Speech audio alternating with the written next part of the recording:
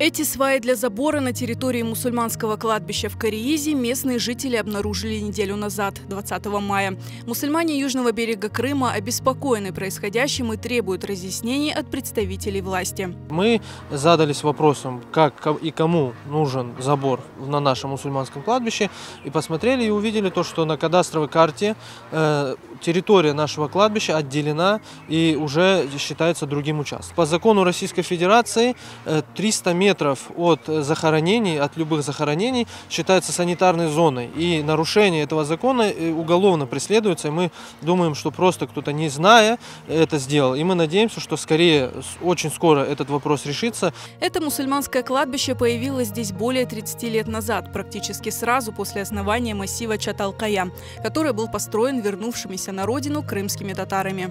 В 1991 году умерла одна женщина. Мы долго искали место и определили, что кладбище должно быть где-то рядом с поселком. Вот. И определили вот это место, она как бы подходила под кладбище. И похоронили ее здесь. И с этого первого захоронения началась история нашего кладбища. Сегодня здесь находится более 100 захоронений. На этом кладбище хоронят покойников не только жители Карииза. Это не только крымско-татарское кладбище или кладбище какого-то поселка, это мусульманское кладбище южного берега Крыма.